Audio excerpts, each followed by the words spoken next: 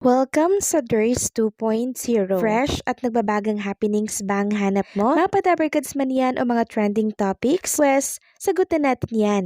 Kaya naman isubscribe nyo na ang ating channel para sa mga nagbabagang balita everyday.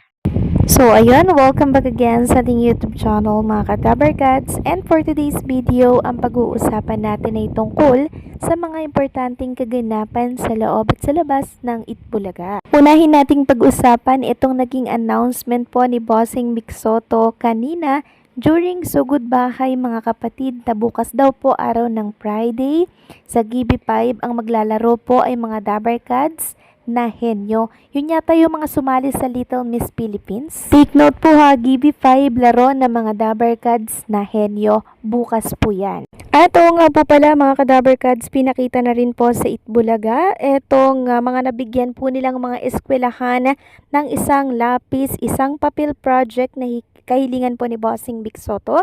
Isa na nga dito sa nabigyan ang Sahipa Elementary School, Upper Sinumaan Learning Center, Mantuyop Elementary School, and super thankful sila mga ka-Dabarkads, yung mga teacher, yung mga students. Sobrang saya nila kasi syempre nabigyan po sila ng Itbulaga ng tulong, lalo na po yung mga estudyante. So sana next year meron ulit ganitong kahilingan si Bossing Vic Sotto para po sa ating mga mag-aaral. Samantalang ang Sugod Bahay mga kapatid naman po mga ka-Dabarkad, since umuulan, sumilong muna sila dito sa cover court Barangay San Jose Rodriguez, Rizal sila ngayon. And grabe, ang dami na naman pong sumali at nagpa-register dito sa Sugod Bahay mga kapatid. And as usual, si Miles Ocampo pag-present dito po yan sa Sugod Bahay kasama po ni Jose and Wally Viola.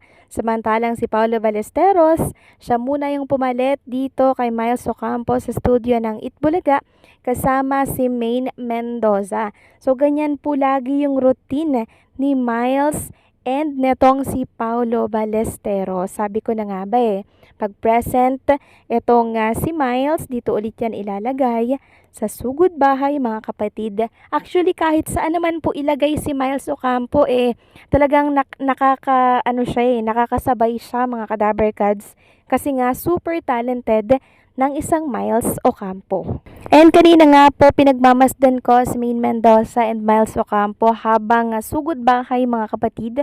So naging ngitian po sila mga ka-Dabarkads. Nakakatuwa. Ito ipapakita ko sa inyo yung picture ha. Naging ngitian po si Maine Mendoza and Miles kanina dyan sa Sugod Bahay. Hindi sila nag-uusap pero nagingitian naman po.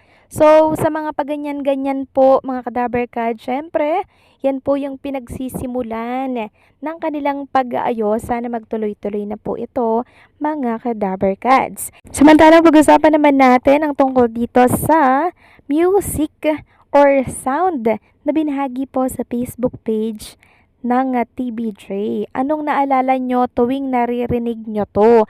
So ito po yung song pag piniplay po yung kay Yaya Dab. So ang dami nga nagsasabi dito na Yaya Dab daw yung na ano nila no, yung naalala po nila once na piniplay itong sound na to. Ito daw ba ay senyales na magbabalik muli ang Aldab 2.0 dito sa Itbulaga. Ito po yung mga komento po nila Aldab po, kalye serye. Kalye serye Aldab, yung tipong kahit may gagawin ka, titigilan mo muna dahil kalye serye na. So, ito ba yung hudyat na magkakaroon ulit ng love team dito sa Itbulaga? Nako, yan po yung dapat nating abangan mga ka-Dabarkads. And also, pag-usapan din natin ang tungkol nga dito sa binahagi po ng page pa din ng TBJ.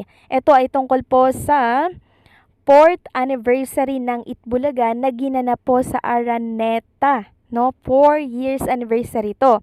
Tapos, 42 years nang nakakalipas. May nag-comment kasi dito mga ka-Dabarkads na wow, balik Araneta daw sa 46th anniversary. So, may nag-comment naman sa Sydney yata sila mag-show ng anniversary sa October. Tapos merong nag-reply na spoiler, baka nga sa Araneta. Yes mga ka-Dabarkads, naisip ko din na hindi naman to ito throwback ng Itbulaga kung walang connect sa darating na 46 years anniversary nila. So possible na sa Araneta nga po mag 46 years anniversary ang Itbulaga na kung saan mas marami pong Dabarkads ang makakapunta. Samantalang kahapon naman po sa The Clones, binatikos nga po yung naging desisyon ni Tito Soto doon sa nanalo po sa Clones. So ang nanalo po mga ka-Dabarkads ay si Toby sa Fanta ng Dasmariñas Cavite, kaboys po ni Tony Benit. Tapos ang kalaban niya po mga ka-Dabarkads ay si Jerome Abardom, Sampaloc, Manila. Ang kinantan niya naman or yung kaboys niya ay si Elvis Presley. So bakit po binatikos ang The Clones yung desisyon doon kahapon na inalmahan po ng maraming Dabarkads? Yung iba nga daw po ay na-disappoint sa desisyon. Dapat daw po ay tie na lamang dahil parehas daw po na magagaling itong dalawa. Pero niligwak po itong si Jerome Avardome. And eto nga po yung ilan sa mga komento ng Dabarkads natin. Sa 15 years daw niyang panonood ng Itbulaga, ngayon lang daw po siya na-disappoint. Sabi pa ng isa dito, gosh, Jerome was one of my best for the finals, along with Rowley. If only he had chosen a different song of Elvis to sing kanina. Medyo hindi kasi nagswak sa song yung voice niya kanina. Well, still hoping for a wild card. Then sana makapasok si Jerome doon. Number 1 is okay din naman. Also, a tie result would have been just and fair considering the fact that there were tied results from previous days na. So if you know what I mean, honest opinion from KL. Sabi pa ng isa dito, feedback on judging, Jerome deserved the win. As a viewer and supporter, I was truly disappointed by the outcome. I strongly believe that Jerome deserved to win.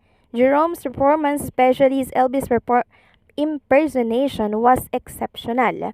I was thrilled watching him and I found myself replaying his video multiple times. That's how powerful and captivating his act was.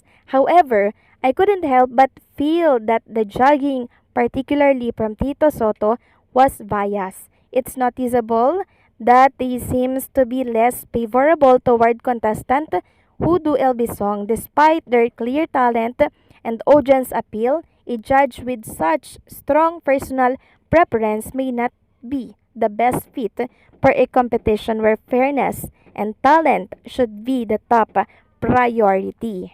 So, hindi po kasi si Tito Soto, mga ka-Dabarkads, yung nagde-decide nun. Parang meron pong judge na nagde-desisyon nito, mga ka-Dabarkads. Nakita ko nga po doon sa live audience kahapon na number 2 yung bet na bet nila.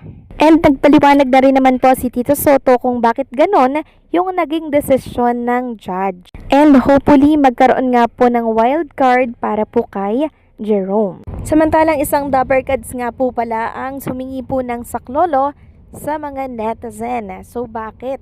Walang iba kundi po itong si Ai Sigera. Meron po kasing gumaya ng kanyang account dito po sa Facebook. Ai Sigera din po and mukhang kakagawa niya lang. Sabi dito ni Ai, paki-report naman po itong page na to. Maraming salamat. Then naglagay siya ng link dito para pag-click nyo po dyan, dadalhin kayo dyan doon sa account na nanggagaya po ng mismong account niya. So, paki-report na lang din daw po mga ka-Dabarkads. So, anong sa inyo dito mga ka-Dabarkads? Agree ba kayo sa naging desisyon ng Itbulaga sa The Clones kahapon? Please comment down below.